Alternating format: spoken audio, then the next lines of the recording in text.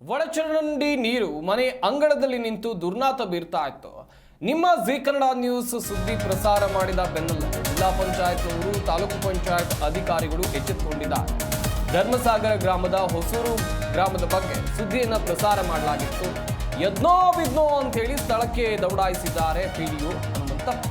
JCB ಯಂತ್ರಗಳ ಮೂಲಕ ಚರಂಡಿ ಸ್ವಚ್ಛತಾ ಕಾರ್ಯಕ್ರಮವನ್ನು ಆರಂಭ ಮಾಡಿದ್ದಾರೆ. ಇದು ನಿಮ್ಮ ಜಿ ಕನ್ನಡ ನ್ಯೂಸ್ನ ಬಿಗ್ ಇಂಪ್ಯಾಕ್ಟ್. ಜಿ ಕನ್ನಡ ನ್ಯೂಸ್ಗೆ ಧನ್ಯವಾದವನ್ನು ತಿಳಿಸಿದ್ದಾರೆ ಧರ್ಮಸಾಗರದ ಗ್ರಾಮಸ್ಥರು. ಜಿಲ್ಲಾ ಪಂಚಾಯತ್ ಸಿಇಒ ಹಾಗೆಯೇ ತಾಲೂಕು ಪಂಚಾಯತ್ ಸಿಇಒ ಇವರ ಗಮನಕ್ಕೆ ತರುವಲ್ಲಿ ಜಿ ಕನ್ನಡ ನ್ಯೂಸ್ನ ಪಾತ್ರ ಕೂಡ ಮಹತ್ತರವಾಗಿತ್ತು. ಯಾಕಂತ ಹೇಳಿದ್ರೆ ಅಲ್ಲಿನ ಜನರ ಕಷ್ಟ ಏನಿತ್ತು, ಸಂಕಷ್ಟ ಏನಿತ್ತು, ಆ ದುರ್ನಾತದ ನಡುವೆ ಹೇಗೆ ಜೀವನವನ್ನ ನಡೆಸ್ತಾ ಇದ್ರು, ಇದರ ಬಗ್ಗೆ ಜವಾಬ್ದಾರಿಯುತ ಮಾಧ್ಯಮವಾಗಿ ನಿಮ್ಮ ಜಿ ಕನ್ನಡ ನ್ಯೂಸ್ ನಿರಂತರವಾಗಿ ವರದಿಯನ್ನ ಪ್ರಸಾರ ಮಾಡ್ತು. ಸದ್ಯ ಆ ವರದಿಯ ಬಳಿಕ ಎಚ್ಚೆತ್ತುಕೊಂಡಿದ್ದಾರೆ. ಗಮನಿಸ್ತಾ ಇರಬಹುದು, ಎರಡು ದೃಶ್ಯಾವಳಿಗಳನ್ನ ನೀವಿಲ್ಲಿ ಗಮನಿಸ್ತಾ ಇದ್ದೀರಾ. ಜಿ ಕನ್ನಡ ನ್ಯೂಸ್ ವರದಿ ಮಾಡುವಂತ ಸಂದರ್ಭದಲ್ಲಿ ಅಲ್ಲಿನ ಜನರ ಪರಿಸ್ಥಿತಿ ಹೇಗಿತ್ತು, ಅಲ್ಲಿನ ಪರಿಸ್ಥಿತಿ ಹೇಗಿತ್ತು, ದುರ್ನಾತ ಬೀರ್ತಾ ಇತ್ತು, ಕೊಳಚೆ ನೀರದು, ಅದರ ಮಧ್ಯೆ ಜೀವನ ಸಾಗಿಸಬೇಕು ಅಂತ ಹೇಳಿದ್ರೆ ಹೇಗೆ, ಇದೇ ವಿಚಾರವನ್ನ ನಾನಾಗ್ಲೂ ಕೂಡ ಹೇಳ್ತಾ ಇದ್ದೆ. ಜವಾಬ್ದಾರಿಯುತ ಮಾಧ್ಯಮವಾದಂಥ ಜಿ ಕನ್ನಡ ನ್ಯೂಸ್ ಪ್ರಸಾರ ಮಾಡ್ತು.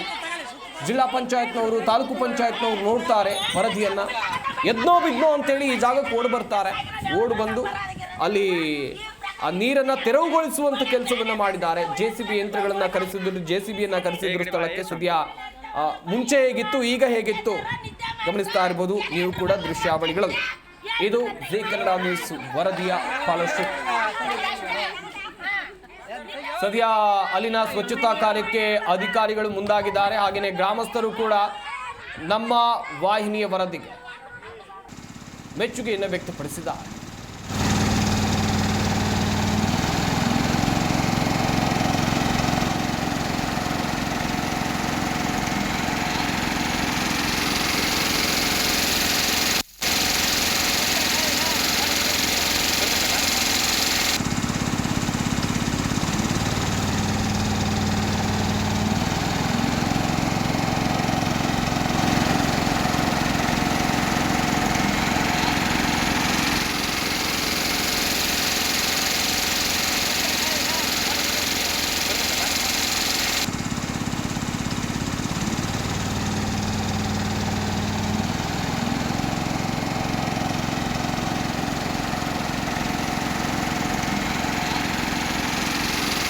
ಧರ್ಮಸಾಗರ ಗ್ರಾಮದ ದೃಶ್ಯಾವಳಿಗಳನ್ನು ನೀವಿಲ್ಲಿ ನೋಡ್ತಾ ಇದ್ದೀರಾ.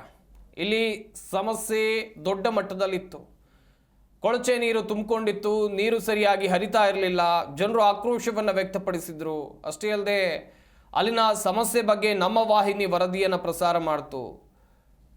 ಒಳಚರಂಡಿ ನೀರು ನಿಂತು ಮನೆ ಅಂಗಳದಲ್ಲಿ ದುರ್ನಾತವನ್ನು ಬೀರ್ತಾ ಇತ್ತು. ಜಿ ಕನ್ನಡ ನ್ಯೂಸ್ ವರದಿಯನ್ನು ಪ್ರಸಾರ ಮಾಡ್ತಾ ಇದ್ದಂತೆ ಜಿಲ್ಲಾ ಪಂಚಾಯತ್ನ ಹಾಗೆಯೇ ತಾಲೂಕು ಪಂಚಾಯತ್ನ ಅಧಿಕಾರಿಗಳು ಧರ್ಮಸಾಗರ ಗ್ರಾಮದ ಹೊಸೂರು ಸಮೀಪ ಬಂದಿದ್ದಾರೆ.